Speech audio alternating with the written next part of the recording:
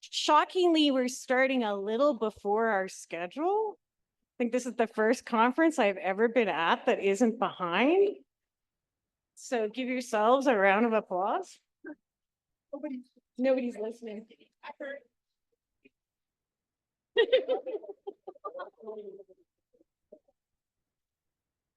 Awesome. I love my panel. Well, they're not really my panel, they're your panel. I'm Heather Klein, and I'm an outgoing member of the board of directors of SaskCulture. And it's my pleasure to introduce our next panel. I quizzed them up for getting their name pronunciation right, because I have a little trick when I read things. I tend to not do them properly. So I've told them if for any reason I screw up their name, they're supposed to yell it out properly. So if you hear a shout, that's what that's about. So over the past 2 years, Sask Art and SaskCulture have set up 2 new equity grants using a participatory grant-making approach. I think this is a really interesting panel that we have today because I feel like there's this underlying theme of community and consultation that's been happening today. So I think this is really going to be a great fit. So this process involves giving the decision-making power for the use of funds directly to the grant's intended recipients. So today we're going to hear from Chanz Perry from Sask Arts, Rhonda Rosenberg, Multicultural Council of Saskatchewan, and community grant makers Stephanie Bellefleur and Aster Ghebermicael. And this particular panel is going to be moderated by Shelley Fayant. So without further ado, this is a panel on their experiences in creating and implementing and evaluating the Building Arts Equity BPOC program and how the successful granting approach may be used in the renewal of future grant programs.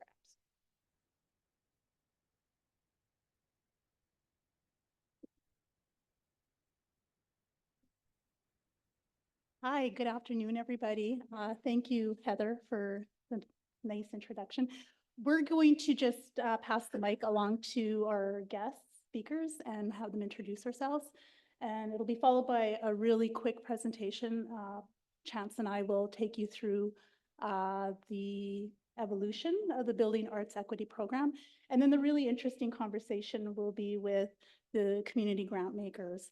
And Rhonda, please chime in with your knowledge of the process whenever we forget something. So we're going to just introduce ourselves here. Yeah, certainly. Hi. Bonjour tout le monde. Hein? Je vois mes amis là-bas. Tantse, yes, I am Chanz Perry, born in Montreal, Quebec, raised in Vancouver, and I've been here for the last, oh wow, it's been 14 years now.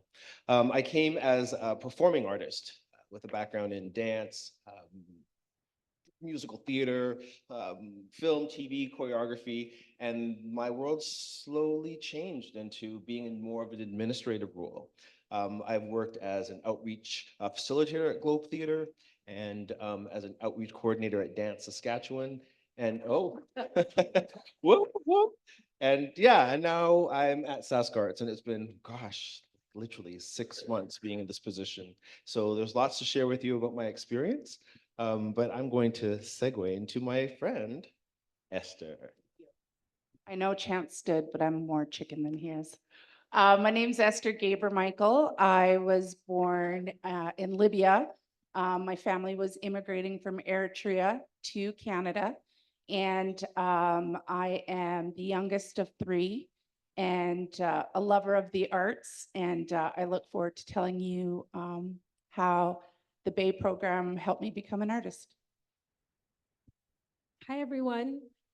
Before we begin, I just wanted to say, first and foremost, to every single administrator who works really hard in this room that I've had the opportunity to engage and work with. Thank you. I think a lot of times the recognition goes directly to the artists, but I think without every single person who works hard, puts in those extra hours, I just really want to say thank you.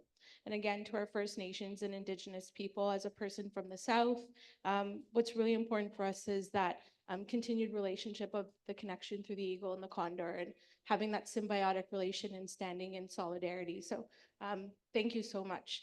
My name is Stephanie Bellefleur. I'm a contemporary visual artist. My focus is on public art. I work mostly on murals nationally, anywhere from ground level community engaged projects, high impact projects up to 23 stories.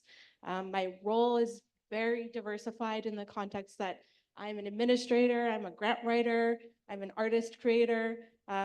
A lot of times I'm in a lot of different roles. As a woman who works in a demographic of street art that is mostly male dominated, in positions where I'm working on production projects with swing stages, aerial heights equipment where we don't necessarily see women. So putting myself in spaces where the representation is there, and continuing again for our BIPOC folk to be in union and provide agency is really important for me in the work that I do. Thanks. I was just going to say my name, but I'm Rhonda Rosenberg. I'm the Executive Director of the Multicultural Council of Saskatchewan, and I think most of you know me.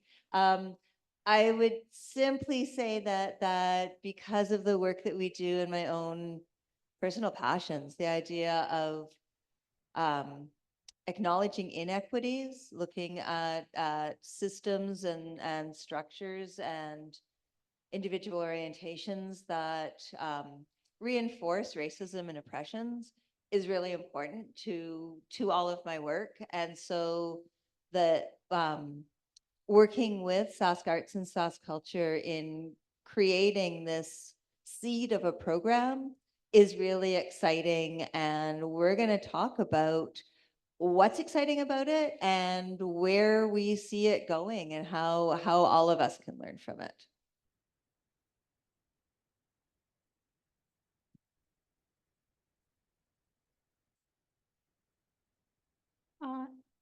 And I'm Shelley Pingant. I'm an outreach consultant here at SaskCulture, and I'm stepping in at the very last minute for my colleague Damon Badger-Height, who sends his regrets. But I also had the amazing opportunity to play a very small role in the development of this Building Arts Equity program. So I'm really delighted to be able to help share the story of how this program came to be with all of you here today.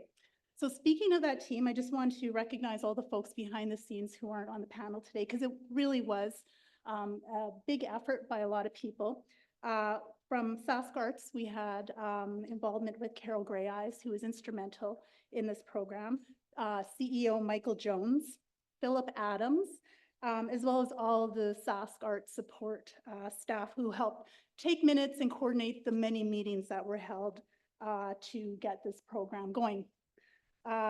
Also from SaskCulture, our CEO, Dean Cush, as well as Paul Gingras, and Damon, of course, played a very pivotal role.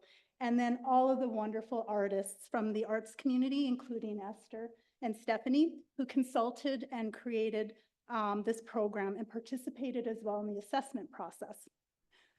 So let's dive into things. You're going to hear about how the Building Arts Equity Program came to be.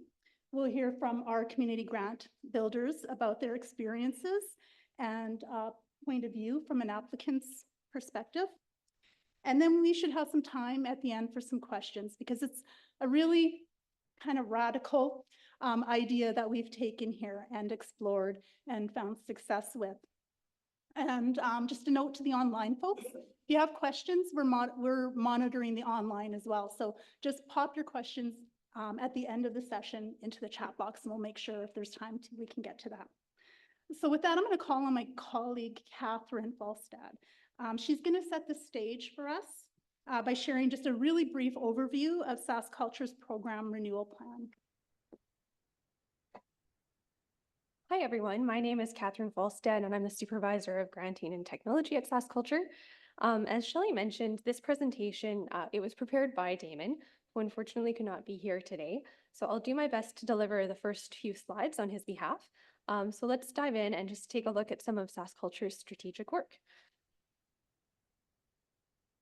So in 2020, SaskCulture launched its 5-year strategic plan, which began a comprehensive funding program renewal process. And this was aimed to ensure the effectiveness and sustainability of SaskCulture's funding delivery systems, and to advance and support inclusion, diversity, equity, and accessibility, and truth and reconciliation in SaskCulture's own programs and services, as well as throughout the cultural ecosystem in the province.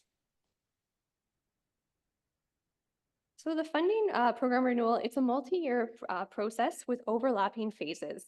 The work of phase 1 evaluation and research is well underway, and phase 2 consultation has started in the form of pilot grant programs such as the Small Grant Accessibility Program, Shared Delivery Programs, and the programs that you will hear about today.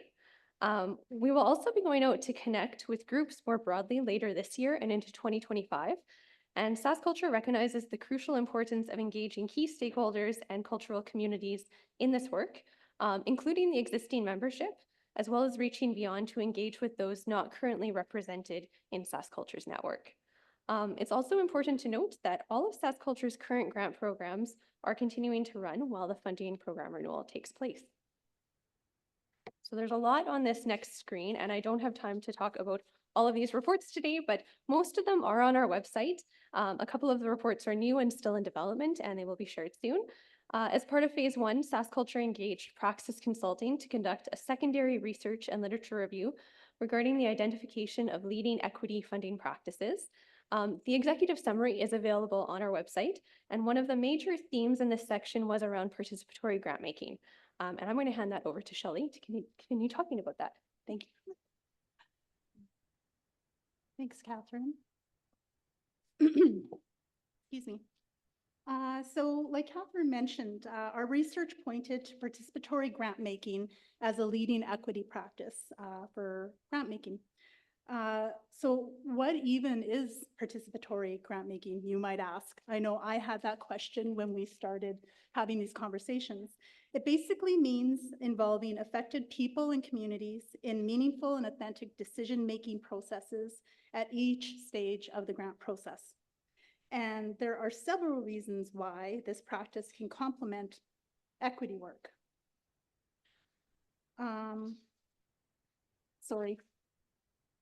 There are several reasons why this work can complement equity work, which is right there for you. So our first foray into this process was developing the Share and Connect Indigenous Community Arts program with our partners at SaskArts. This program emerged as a conversation between our two organizations around the prospect of creating a program for artists based on the Truth and Reconciliation Call to Action number 83. And what that call to action is about is calling upon the Canada Council for Arts to establish as a funding priority a strategy for Indigenous and non-Indigenous artists to undertake a collaborative project and produce works that contribute to the reconciliation process. So that was the idea that was kind of the genesis of the program. So Carol Grey Eyes from SaskArts and Damon Badger Height from SaskCulture took the lead in consultations with community, First Nations and Métis, communities, artists, peoples, knowledge keepers, about what they wanted and needed in a program to help them support their reconciliation work. And these conversations happened at the same time that the first unmarked graves were being announced out at Kamloops in British Columbia. And so it took the conversations that were had and ultimately the program development in a very different direction than was originally planned or thought of. The people that Damon and Carol talked to out in community said they weren't interested in shouldering the cross-cultural heavy lifting that this call to action identified. They wanted to instead focus internally with community. They wanted to engage and heal within their own circles. They wanted to support their young people. So from that feedback, Share and Connect was born with a focus to empower Indigenous communities to control and develop their own arts and culture and promote resilience and healing. So you can see how those conversations, those consultations with community were so integral to the formation of this program. And you can see how that program took shape from those conversations. Without those conversations, we would have missed the mark completely in responding to what community needs were.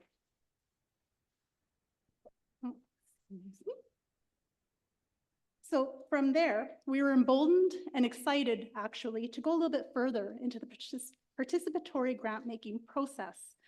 We wanted to explore how to increase accessibility and connections to arts and cultural resources for artists of African, Black, Asian, Latin American, Caribbean, and Middle Eastern descent who have been marginalized and excluded from arts funding historically.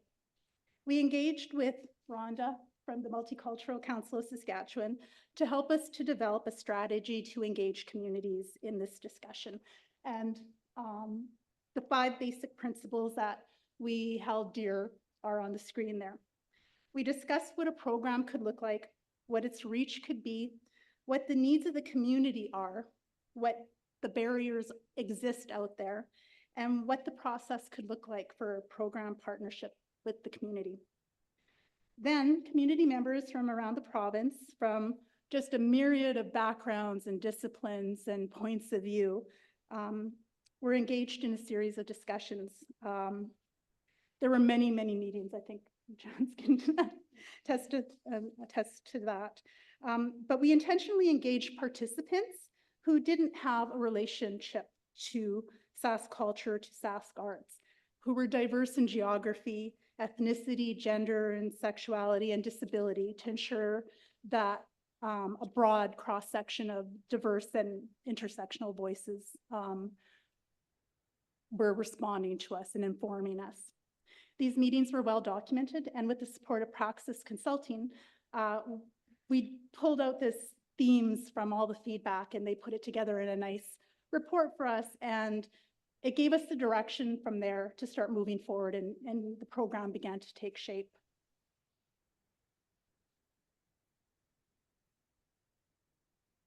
So on screen here, you're going to see the summary of the priorities that were brought forward by the community with which we consulted. Those are the 5 main points that came across loud and clear in every consultation that we undertook. So based on these learnings and understandings, the Building Arts Equity Program launched in the fall of 2023. Its first deadline took place this winter. The first participatory granting process was completed successfully with 27 applicants who also adjudicated each other. Is that the right? There are Okay. actually 22. Okay, so we'll let Chanz get into the details of that. Yeah. But I think it was just an incredibly uplifting experience, learning experience for all of us. And I think we were all just blown away by how remarkable an experience it was. So I'm going to hand things off to Chanz, who's going to share a little bit more about the success of the program and how it works. Great. Thank you, Shelley. Ooh.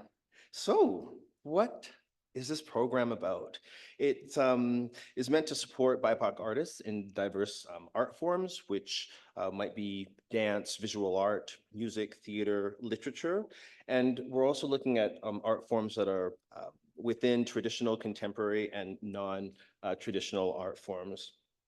We also are connecting BIPOC artists with their communities and with broader communities outside of their own, which has been really exciting. We also want to share BIPOC artists' knowledge and cultural practices and support the sharing of artistic cultural knowledge across generations.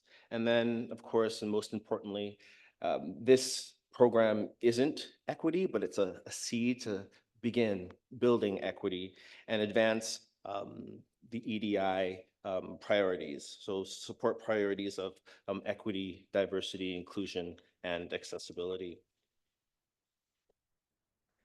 What can you do in this program? There's 4 different categories, and I know that there was 4 different categories in the last slide. I feel like 4 is a really significant number. Ever since I've come here and been spending time with Indigenous people, I've been thinking about, the 4 seasons and the medicine wheel, having, the 4 quadrants to it. And yeah, 4 has become really quite significant to me. But one of the things that this program does is it helps to create and develop new work.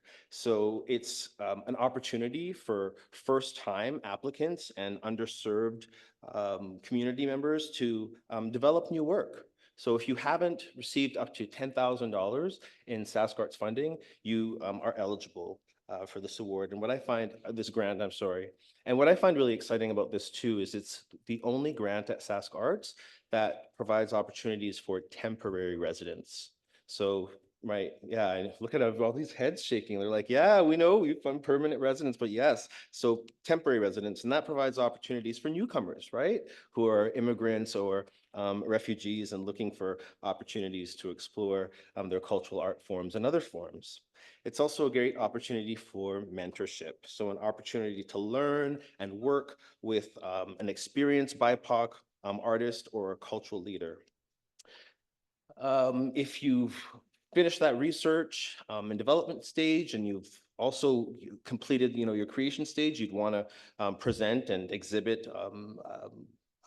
and perform the work. And this grant supports that.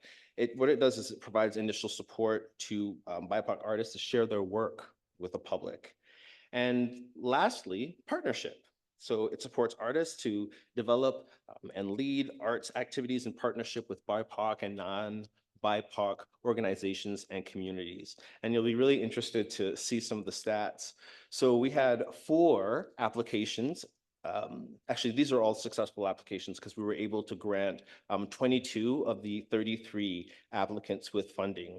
And what you'll see here on the top line, ooh, I love technology, is that we had 4 applicants in the performance exhibition phase, 2 that required mentorship, huge amount, 16 that wanted to create and develop new work. And look at that. 0 in partnerships this year. And I'm wondering if that's because this grant isn't available to organizations. But what people don't realize yet is that if you're an organization working with artists and the program is led by artists, you can have them form a partnership with you and lead the application, secure that funding so that the artists could be supported. So something to think about. I'm noticing now that more organizations have been calling and interested in this. So I have a feeling that that by our January 15th deadline, we're going to see more partnerships taking place. So this is the fun part, the process. How did this all come to be? Well, of course, there's the application and the orientation form. At SaskArts, you can, I guess, subscribe to the more Western fashion of going onto our portal and writing your application. We also have other alternatives. So if you would rather subscribe to the oral tradition and to talk about your application in about 3 minutes, you can submit a video. We also had some applications that were mailed in and others where people just wanted to call in because they didn't have maybe the technology or the supports and have us fill out their application for them.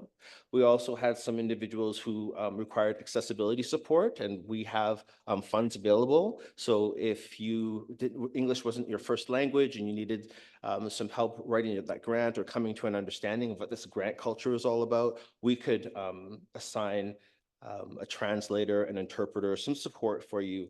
And that includes one successful participant who came from the deaf and disability world, who's also East Indian, secured that support for accessibility and ended up securing a substantial amount of money to pursue a project.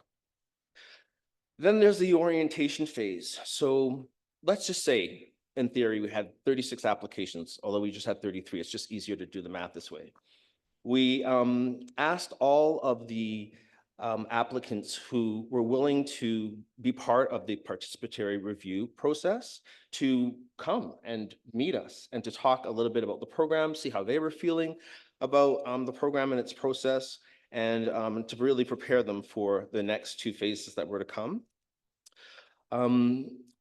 This was my very first time ever working in this sort of model. So I was really very, very excited during the orientation. And one of the things that I learned was it was very helpful to provide just short instructional videos to all of the applicants and assessors, just helping them to understand how to use our Smart Simple technology, for example. Right? It's written there as instructions, but sometimes when you're just able to watch a video, it can be a lot more educational or helps to speed up the learning. So that was really useful. So keep that in mind. Once we had that orientation meeting, it was time to take those 36 applications, divide them into 6 groups, make certain that in each of those 6 groups that we had some diversity in gender, in expertise, in race, and I think that was probably all we were thinking about. And we put those teams together, and then we had these groups of 6 come together, read through just 6 of the applications, decide which ones were going to move forward and which ones weren't, and then also decide on who the spokesperson was going to be for that group. And then later on in phase 2, all 6 of the spokespeople would come together, review all of the applications, and decide through consensus which ones were going to be funded or not. Sounds pretty intricate, huh? Yeah, well, it definitely was. Oops, forgot to advance through my slides. So what were some of the aha moments that I took from this experience? Well, I realized that one of the things that we're doing was building capacity in this community. It gave like these first-time applicants or people who had never applied for a grant an opportunity to see like the writing, see the approach that's taken, see how these applications are organized. Budgeting was new to some of these folks. So, you know, to recognize some of the revenue streams that are available to them, as well as what were eligible expenses. And some of the applicant assessors didn't even realize that, yes, Carfax has minimum rates, that CATA, you know, West and East have rates as well. So it was truly an educational experience for them. And each and every one of them was so grateful for this opportunity because they knew it was going to help them to be able to write more grants in the future. Another aha, well, the other aha for me was I met an entire pool of artists from across the province that I'd never known before. You know, made some really amazing friendships, but also got to see this really strong caliber of art that's here and being produced by BPOC people. Some of the whoa moments. Well, I started on the day the deadline application. And so I just was like, I felt kind of like thrown into this experiment, really. And that was an interesting aspect because I walked away learning, well, one, that this sort of approach takes a lot of time. It also requires a lot of administration and a lot of money.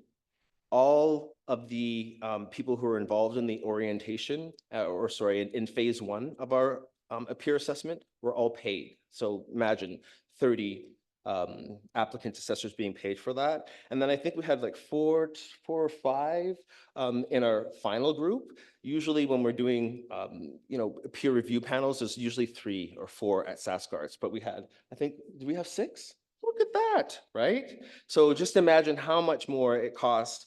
But that's what the beauty is. Like, we need to provide equity, and if it means making that investment or spending a little bit more money so that we can get people up to level playing ground, then let's do it. Something else that was really new to some of the applicants was this idea of using a rubric. And I'd like to just share a bit of the rubric with you so that you can see what it is that reviewers were supposed to be considering as they assessed these applications. So one of them was connection. Does the art or the activity or the project connect to the community needs and experiences? And does it help to increase access to cultural activities for people in the arts and other communities? Then there was respect. Like, does this activity, you know, or project build the applicants or communities' cultural knowledge? And are people being paid in a respectful way? Really, really important for first-time applicants to consider compensating the artists that are going to be working for or with them. The other aspect is whether or not the project was realistic. So was the project, were they able to complete this project in the way it was described? Are the expenses appropriate? Is there a timeline? Are we seeing that the artist has the capacity to complete this project? And lastly, we wanted to be able to measure impact in some way. So what sort of difference would this make to the individual or the community? What could be gained and learned? And what are the opportunities for artistic experiences and cultural knowledge to be shared throughout the project? Some of the testimonials, and you'll hear from some of our applicant assessors today, were that they really appreciated the process because it was educational.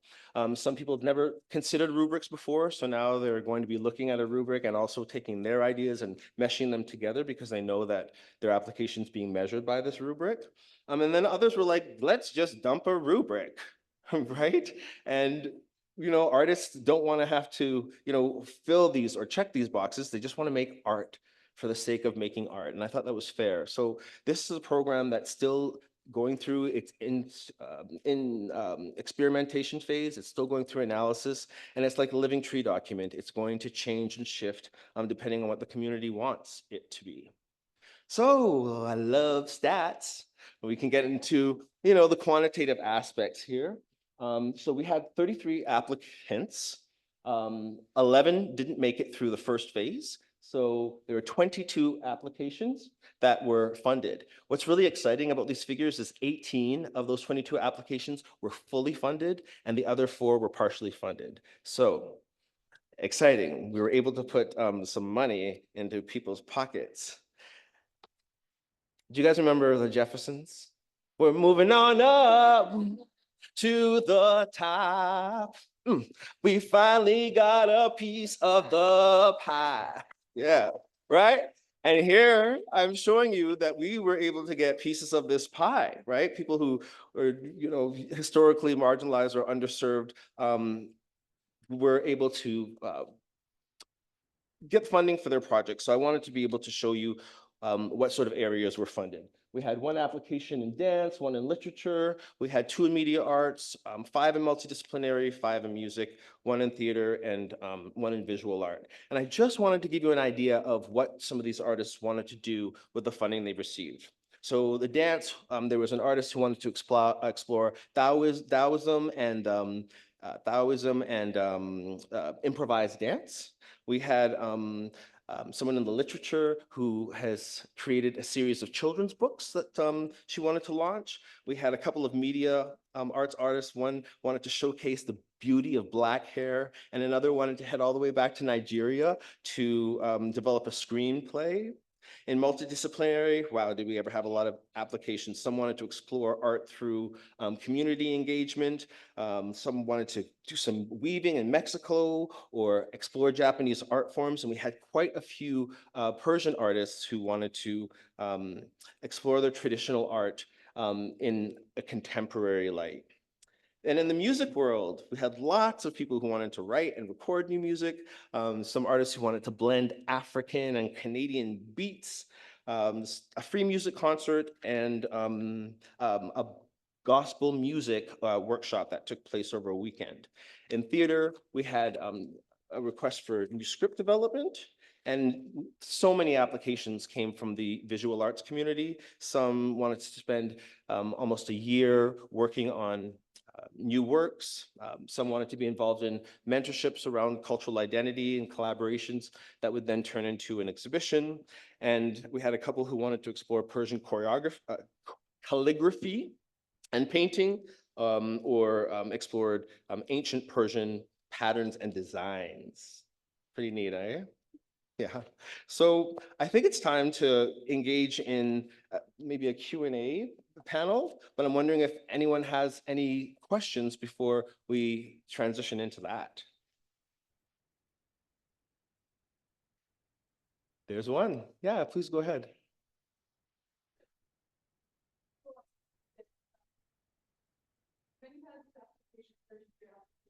Yeah.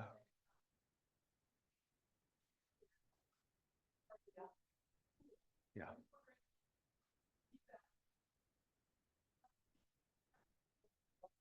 Oh, yeah, that's an excellent question. So there's a couple of ways that we generate feedback. One is through the portal. All of the reviewers will provide ratings and comments. And then during the assessment sessions, I'm taking notes during this conversation, and so is our AC, an administrative consultant. And eventually we merge our notes together. And if an applicant is interested in why they were funded or why they weren't funded, we can provide them with feedback. So verbatim from the reviewers, in addition to the minutes that we gathered as consultants. Yeah. Une autre question, another question? Oh, yeah. We finally got a piece of the pie.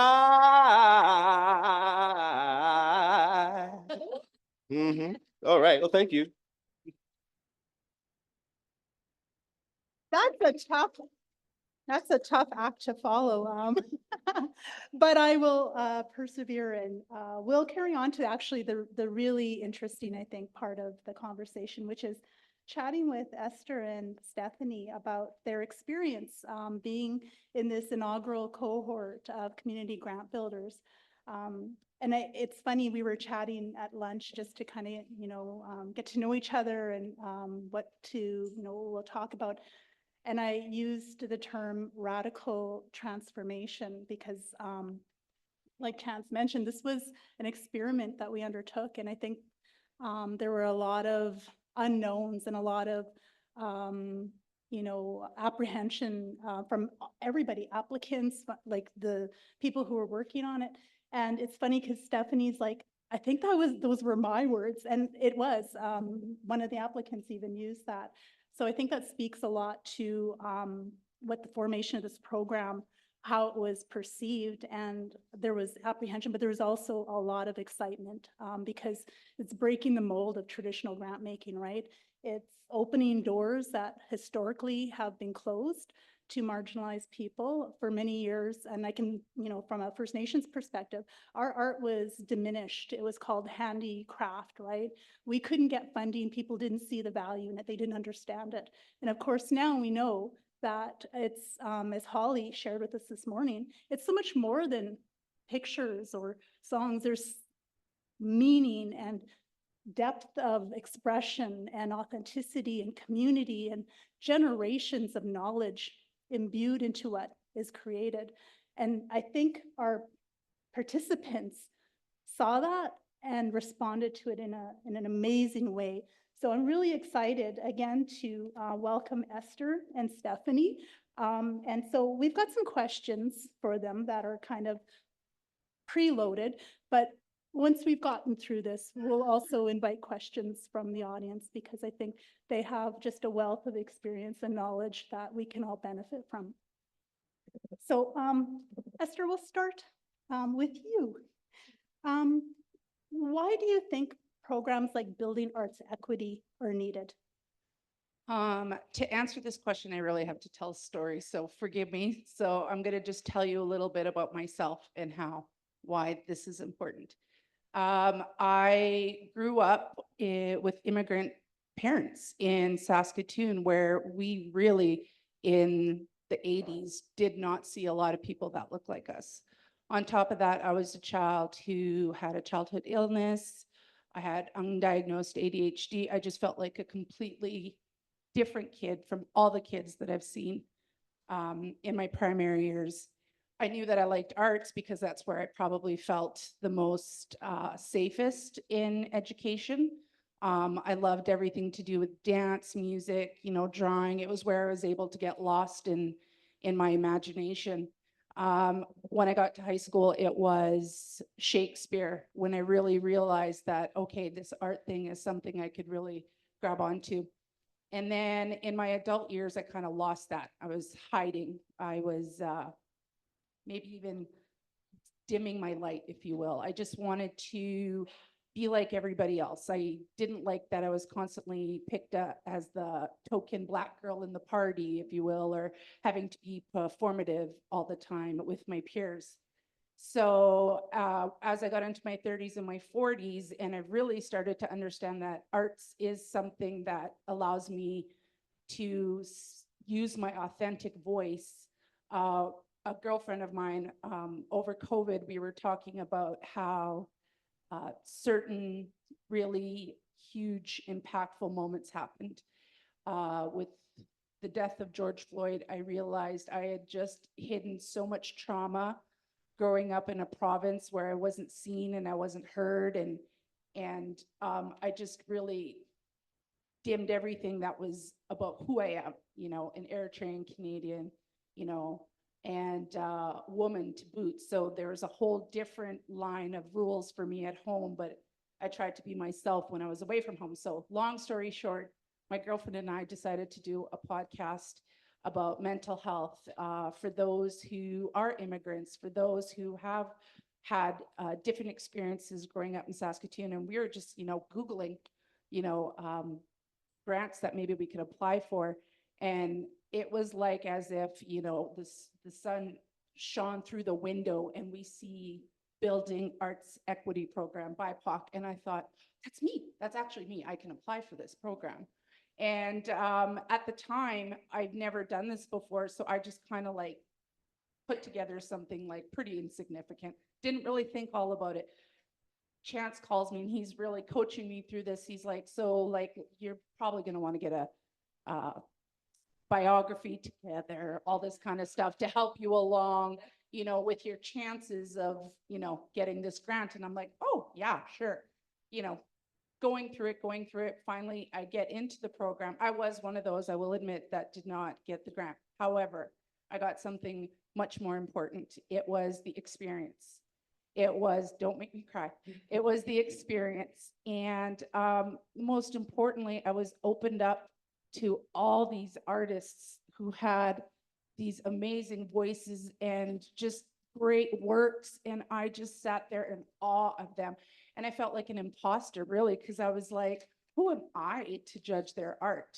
You know, so I really used that rubric to help me and try to figure out, okay, like I know that this person is really showing the community aspect and the cultural aspect and the respect aspect. So I was able to forge my way that way.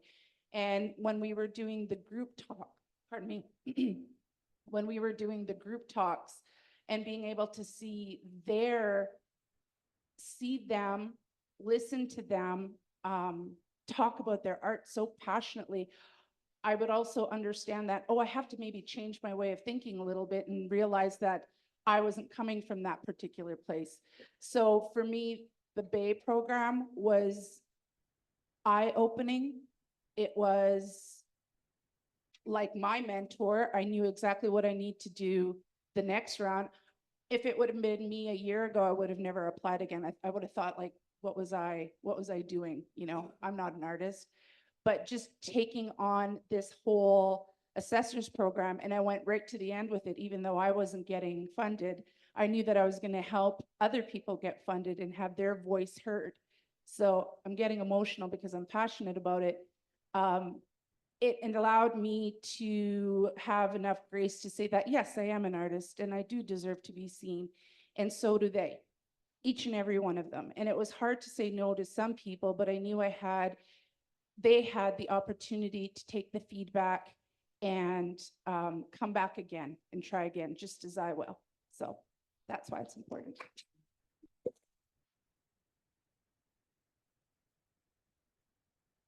Thanks, Esther. That was amazing. Stephanie, share with us your experience as a community grant maker, please. Oh, emotional. This doesn't work. Does it work? Is it on? So just to phrase the question again, Stephanie, why do you think programs like Building Arts Equity are needed? Well, where do I begin?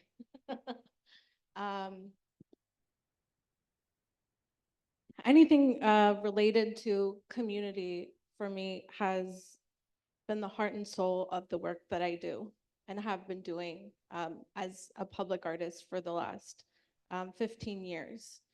I never thought that I would be a visual artist.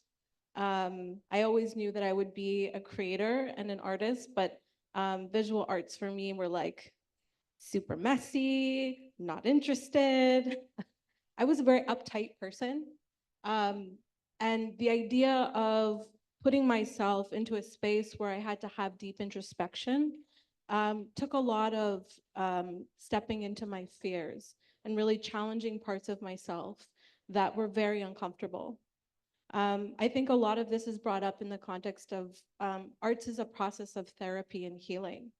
And I think a lot of times to look at ourselves and say, man, I really got to heal that because that part of myself isn't, it's not looking too good. It's very vulnerable and it's scary and it's tough. Art has saved my life in ways that I can't really explain. So when we talk about things around suicidal ideation, we talk about these experiences for people that are on the margins. I grew up in Willowbunch, Saskatchewan. I came from Venezuela. I was adopted by a French Canadian. My mom is Venezuelan. I'm full Venezuelan, but we came here when I was about 6 months. So I grew up in a community where the representation of a brown person wasn't there.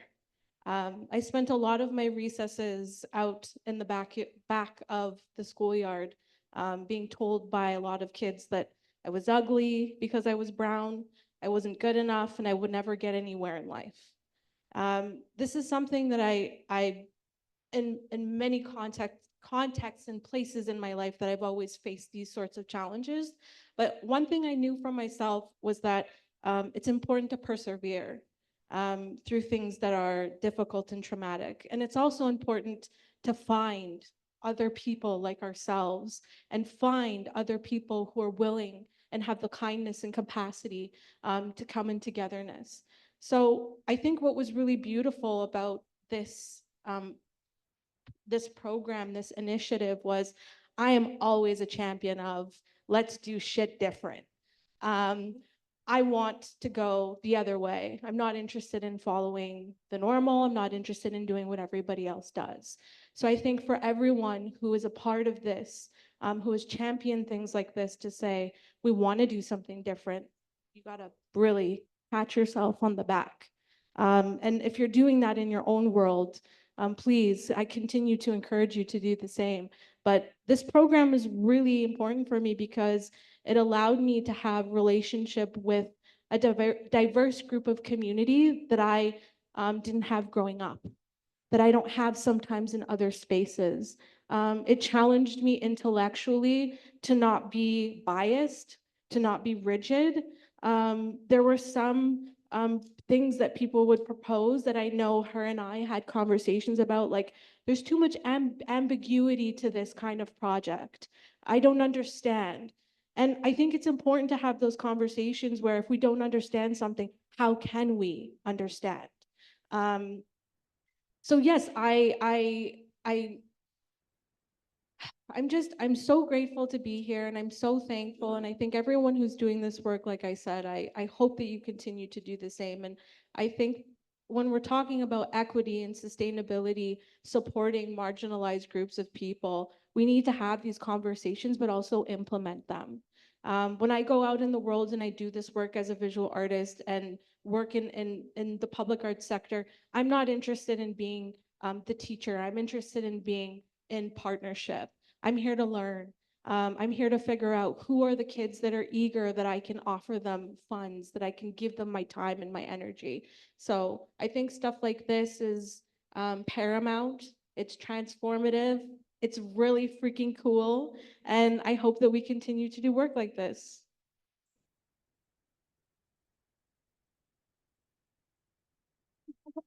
No, I just wanted to add that I remember having some heated conversations during these assessments.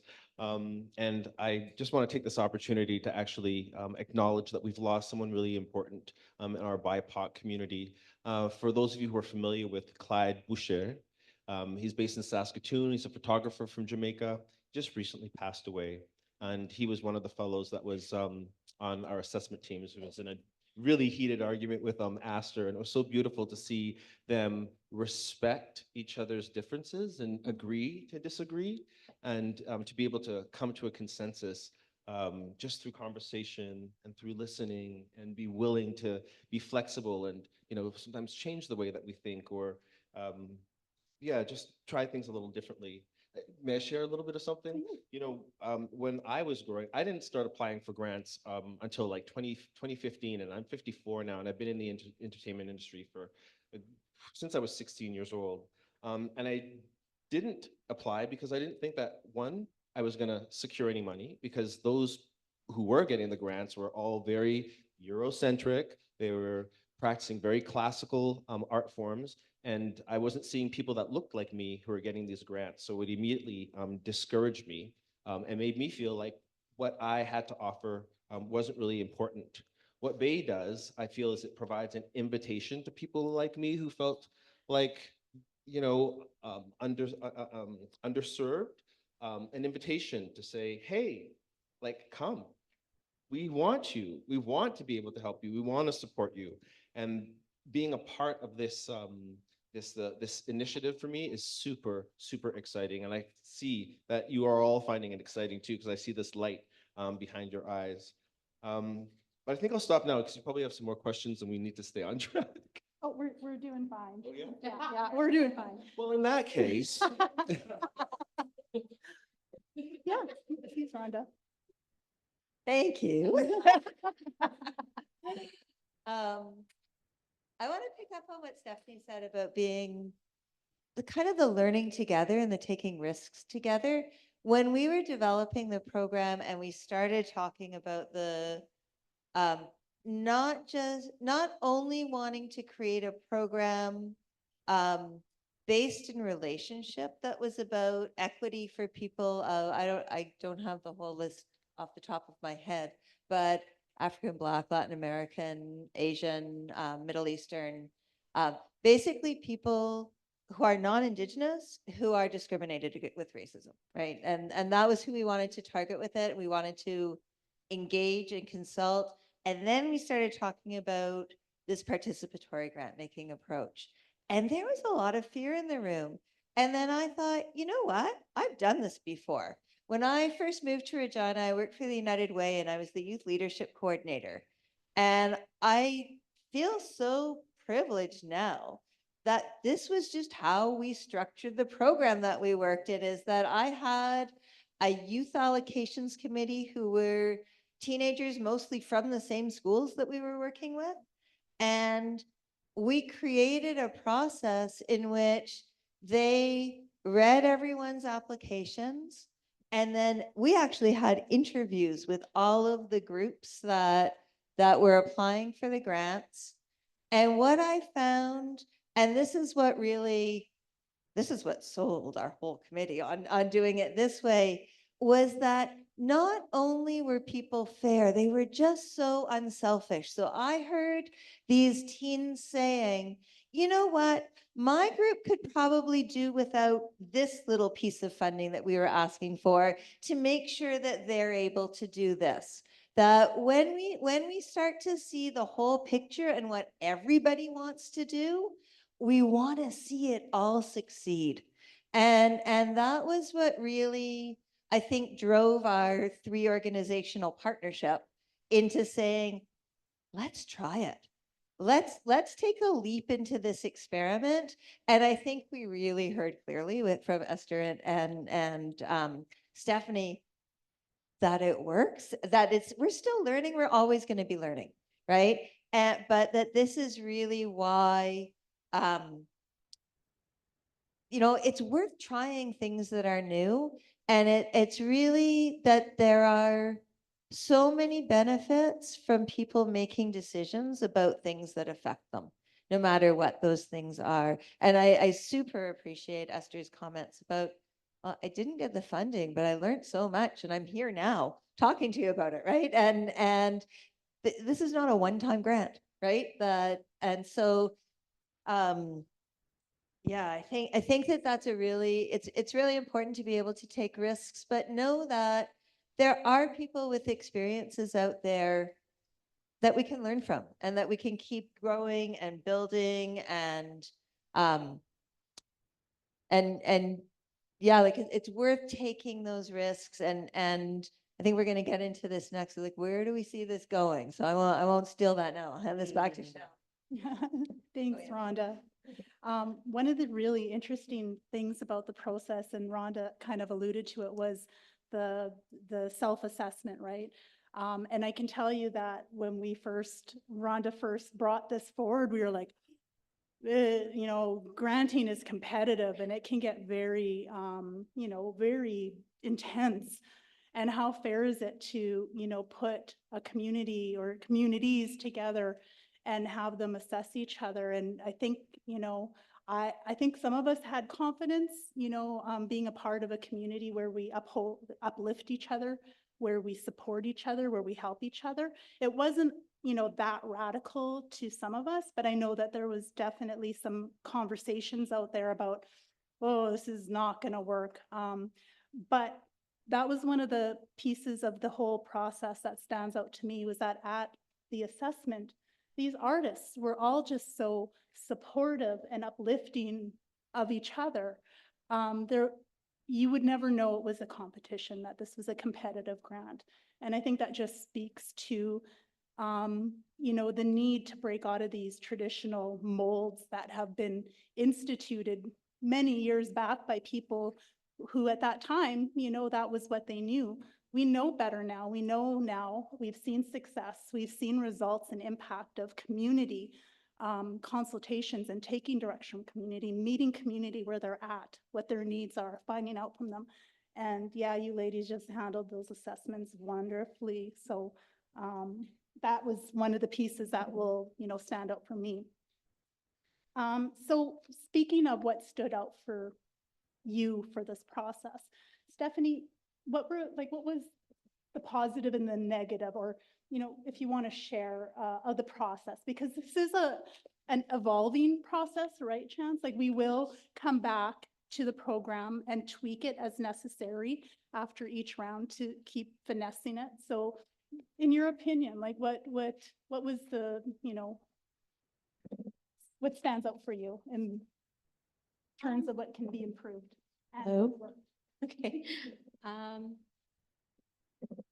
I think some of the things that I had some concerns for, just in my experience in doing adjudication for different projects, was probably more or less around, because there is a vast variety of applicants in terms of level of experience with grant writing, or level of where they are, whether they're entry level or they've been doing it for a long time.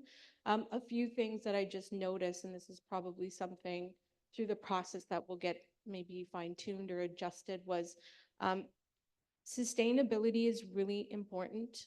And another thing that's really important is that artists are paying themselves equitable wages, and that they understand whether it's basic guideline CARFAC fees.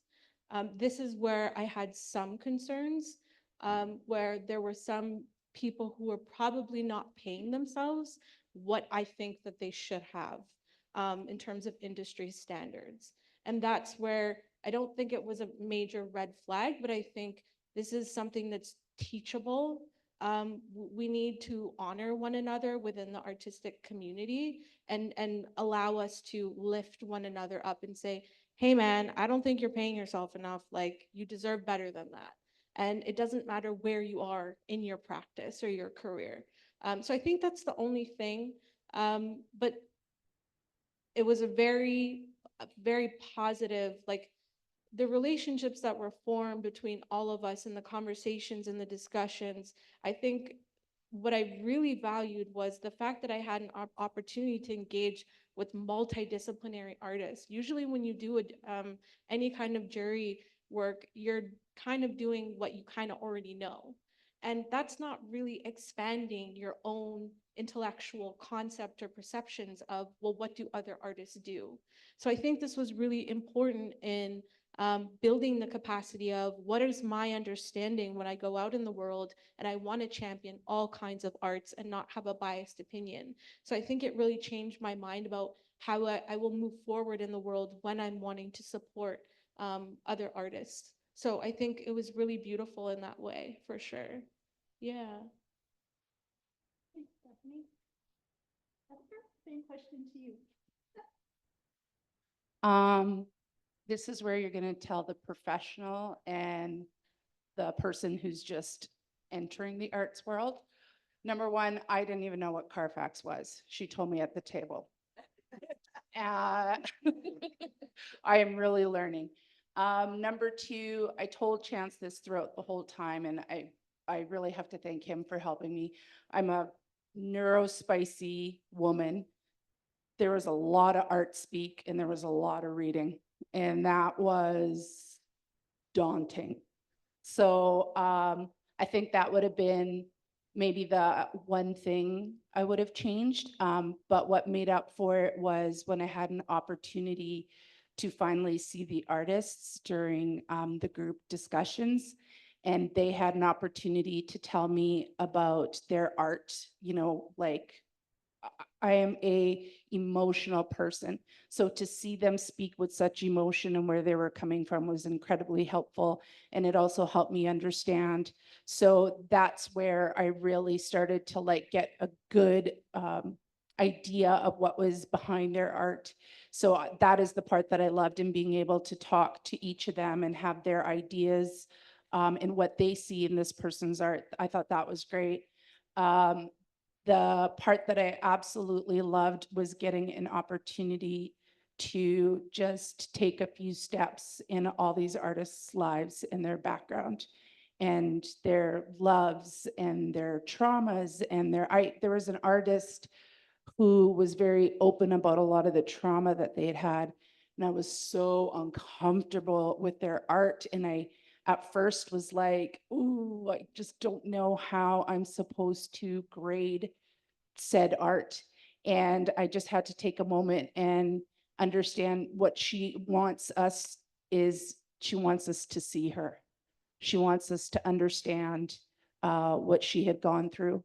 And that made it easier for me to be able to say, okay, I see you, I hear you, and I do believe that there's a space for your art in the world. So that would have been my pro for sure.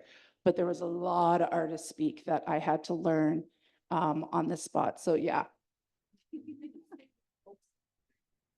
I just wanted to add to what Esther was saying is that I think what was also really awesome was that we were really good at holding each other accountable in a very respectful way. So a lot of times when things became incredibly personal or triggering for some artists, we also referred back to the rubric and a lot of the more factual things that we needed to follow in order to both quantify and assess things properly. So it wasn't us just saying, well, we really like this artist and we really want them to go forward. No, we really held each other accountable and we asked those questions beyond. And we did it, like we said, in a very respectful way that wasn't, nobody fought. Nobody fought. It was all good. It was an incredible experience to sit in and observe, and just nothing but respect and admiration for everybody who participated. I know one of the things that I said when we were ready to launch this program was that I was just so excited to see what new art would be born from this program.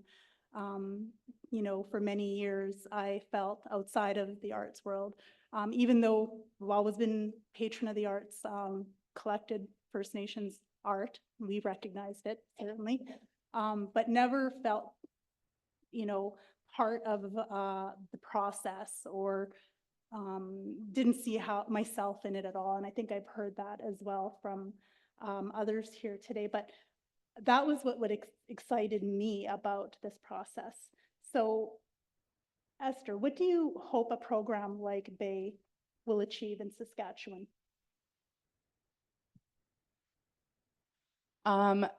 We have the landscape of Saskatchewan right now is so much different than what it was when I was growing up. And we have so many different people from different backgrounds.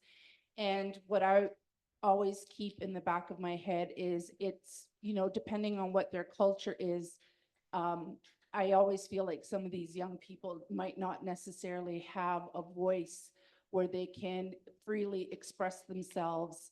And I think this idea of the Bay program will be huge in allowing so many artists to find a voice and be able to change this ever-growing landscape in our province. And, with that, we're just going to see so many new great things. And hopefully that cultural divide will just disappear eventually. I know that, this was something that I would have wished was around when I was a young kid, but I'm ever so grateful that it's, here now. So, yeah. Thank you.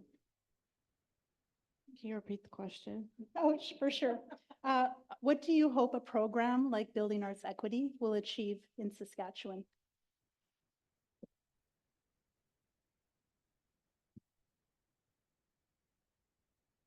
I'd really like to see a lot of change in this province when we're talking to things being incredibly conservative.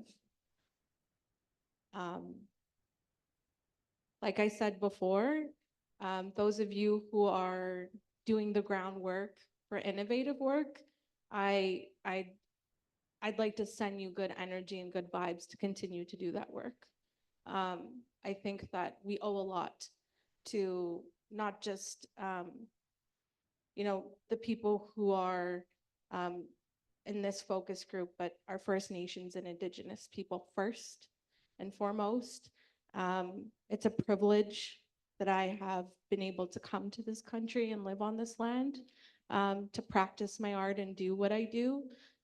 In the context of humanity, programs like this are necessary in order to create change. So I hope that we can continue to keep doing stuff that's really freaking cool. Yeah.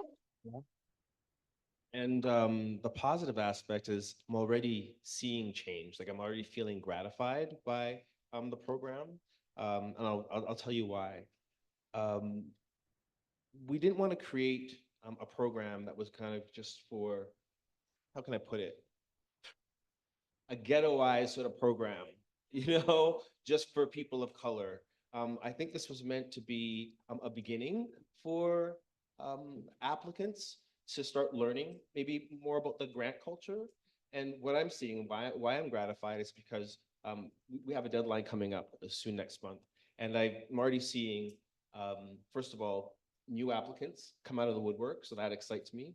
But more so, what I've seen just over the last couple of months is people who applied to Bay who are now looking at microgrants and now applying to the independent artist grants and other grants. So maybe Bay is a beginner, and we keep the application process like super, super streamlined and easy, so that, they can start building some knowledge to get them to the next point. And who knows, some of them might start applying for federal funds as a result of this experience. The other thing is, and it just came to me, so I don't really have the language to express like a new thought, but I'm going to try my best, is there was a level of cultural knowledge and expertise in the room, something I had never seen before. For example, and you guys know about this, there was an artist who wanted to do this online training and study Persian, how to make Persian tiles.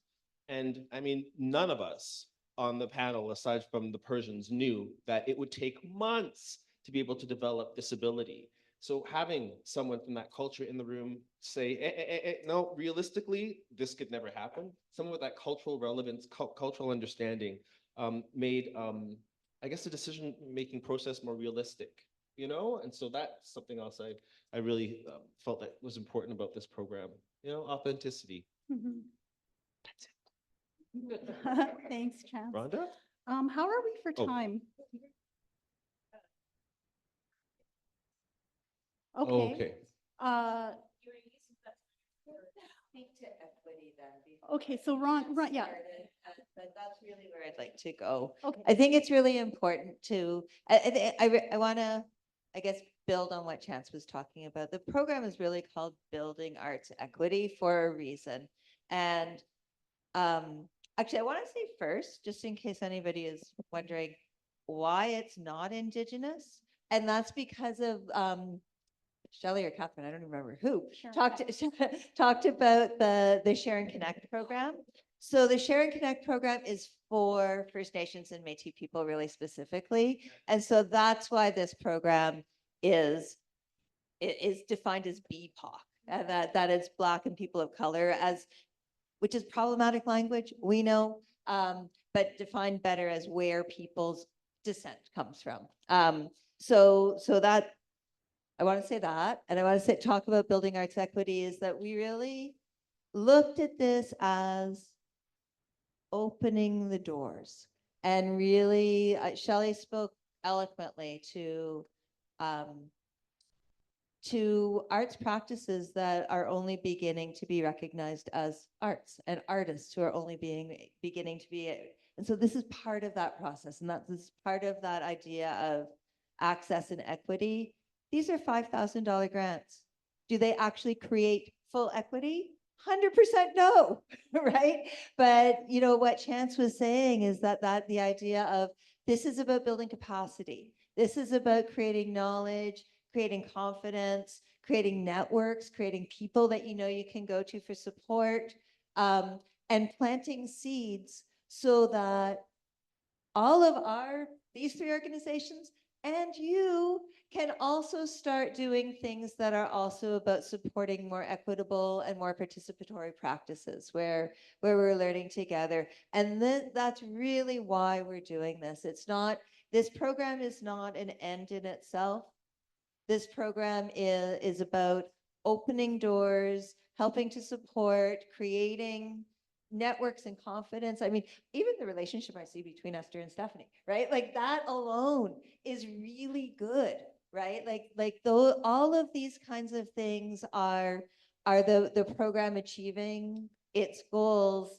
And the more that we see any of the ideas from these programs taking root in different places, that's where the difference is actually going to be made. It's not just in these small grants that are going to individual artists. It's also about what else can they do? What are the next steps? Who can also do a participatory grant making process? And maybe it doesn't look exactly the same. That's cool. Try it a different way.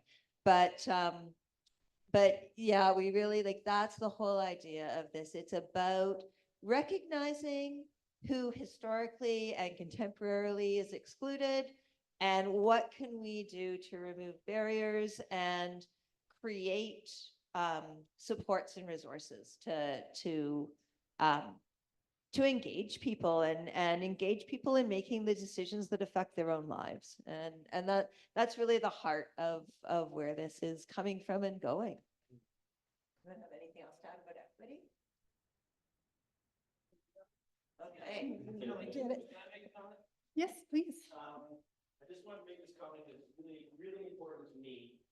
All these folks who worked on this stuff, all the artists, all the employees that worked on it, amazing stuff. And I've worked for SaskCulture for 14 years now. We've always had that, 40 to 60, 70% BIPOC representation on the board. You have to understand all these things are great, but I have to commend the SaskCulture board because the staff have put down a lot of money behind it. You can have a lot of ideas, but they're willing to reallocate funds, and the board members are here right now. So they're the folks that you have an idea of putting a lot more money so that actually can come through. I think they're unsung heroes.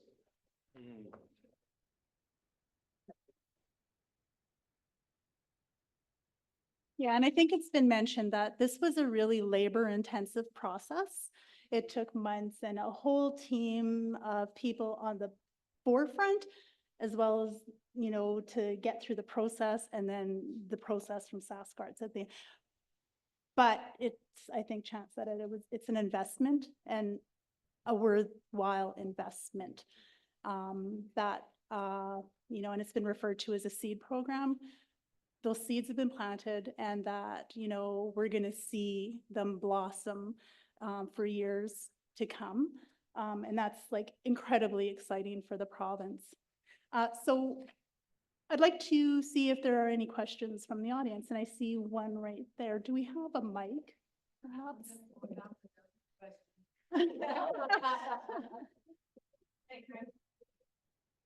Thanks, Heather. Thanks, Heather.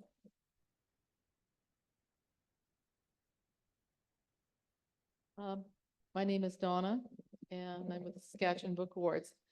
I just have some curiosity around the funding, like, and I'm not even ever probably going to apply for it, but did I hear you say that the maximum grant was $5,000? Yeah, you Yeah. can receive between 500 and 5,000. Really? Like, that's nothing. I mean, just thinking about, because I used to be a funder and to do grants, okay? So I'm thinking, if you pay honoraria for jury, how many days did it take for you to read these proposals? I don't know. I'm not asking for that, but it seems to me that that's probably not even hardly enough for a startup grant for a lot of organizations, but that's just a personal opinion as a funder, a previous funder. Second, do you have guidelines in place for conflict of interest? And do you declare them and discuss them? Absolutely. Yeah, Yeah. and- So we provide the review panels with I can project. So we do. Hello, testing, testing. Is it working? Yeah. So we do send them with send some information to them in advance. Okay. That provides definitions and examples of what Okay. an indirect, direct, and no conflict would look like. And of course, yes, during our assessment phase, they would have to declare whether or not you have any conflicts of interest. And if you did, then you wouldn't be participating in a portion of the conversation. If you had an indirect, it's really up to the other assessors to decide whether or not you can stay in the room. And those, yeah. And does that answer your question? Yeah, I'm just going to ask one more question. Please. No, no. My question. Just to say that around oh yeah, I know it is. So how long is the application form? Like, how many questions? Because for $5,000, to me, it sounds like you're really just asking for an expression of interest. Yeah, it is. It is short. So basically describe what your project's about, how you use the money, and then to provide some supporting documents. Not long word counts at all either. And I think what was important about this process was after the applicants submitted their applications, we spent time going through them and then contacting the artists to make certain that they had enough information to provide some weight to that application before preparing that package for the review panel. So I did receive the grant, and I will say that I didn't find, and I've been awarded federal as well as provincial grants. I didn't find it to be arduous. I found the questions to be, I understood. It's $5,000 grant. And it was something for me that allowed me to do something out of the traditional work that I do. I'm a visual artist. I make murals. Murals are only a certain amount of time here in Saskatchewan. I wanted to write a visual art book that allowed people to understand some of the work that I do tied to community arts and community engagement. And that's what I was offered through this program. So it gave me another lane to continue to do the work that I do, and they supported that. And I didn't feel, like I said, it wasn't arduous, or it was very transparent and easy to work through that. And I would quickly add to that, that as the people creating the program, we actually spent quite a bit of time making those application forms simple and easily understood, including easily understood for people whose first language is not English, and creating a lot of supports around the possibilities of how people applied for the grant. So there was an investment in making sure that it was quite easy to apply for these. There's another question at the back here. I think we have time for just a couple more. Is And that then okay, the other Sean? thing is that we can also, encourage artists to apply to different funding agencies. So if you've got, you were successful in securing a grant with SaskArts, then we're basically endorsing your project. And when you are applying to, let's say, Canada Council or Dance Saskatchewan, and you say that I've got this funding in place and here's my budget, you can amount much more money than the 5,000 if you're really creative on, finding different municipal, provincial, federal, public or private funds. Thanks. Go ahead, Heather. Yeah, hi. So first off, I just really wanted to acknowledge and say, I'm really, really heartened to see this work being done and being implemented in our arts community in Saskatchewan. I would go as far as to say, I think it's revolutionary. So thank you to the funders and to all the people that made it happen so quickly, I think, relatively quickly. So good on you for that. Yeah, I just think that there's so much that we can learn as an arts and cultural community from this, your experience and from this program. And I guess one of the things that I'm wondering about is, I think it really kind of touched when Rhonda was talking about the generosity that occurs within a participatory grant-making model and kind of how that works. I really thought about the competitiveness that happens when we're in a scarcity mindset, like we so often operate in here in Saskatchewan, because we have to. And I was wondering, like, is there an interest, an appetite, from the funders in moving forward the learnings from this program, this participatory model, into other programs? I know it's a huge challenge, but I'm just wondering, like, is that something that is on the table?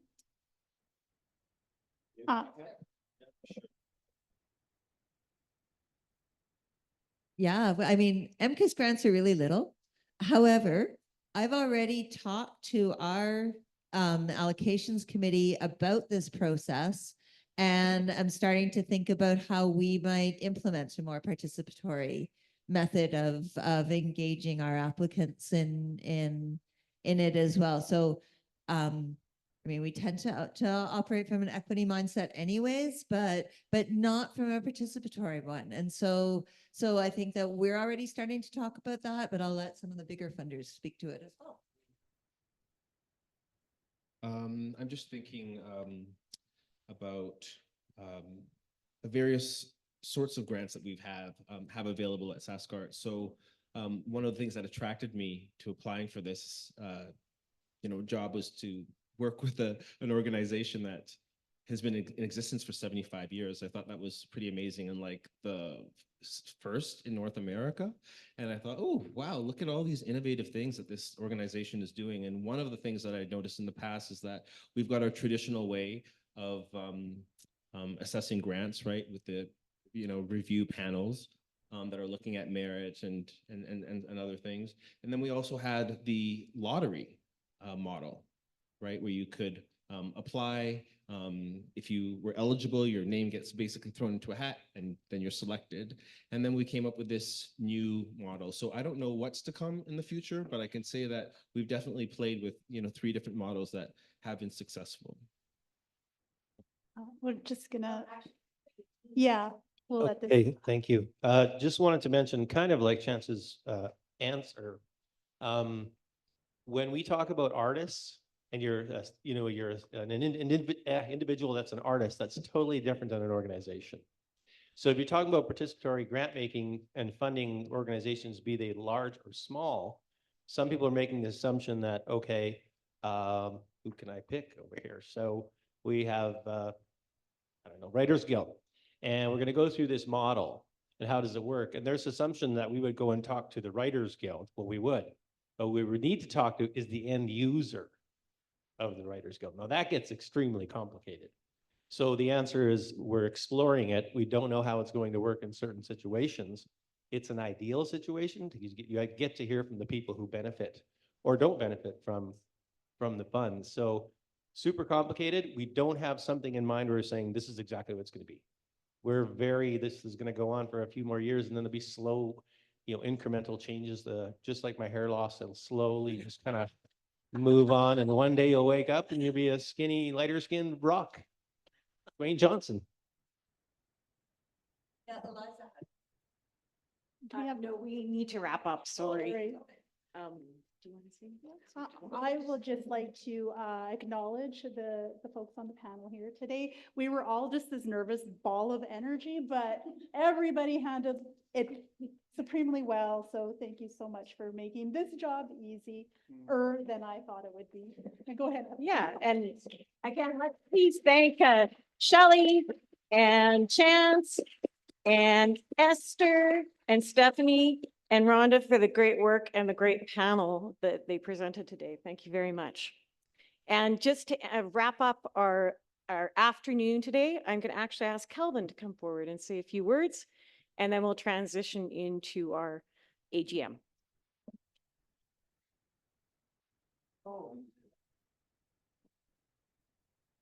No problem. My head is whirling, guys, at three very, very different presentations today.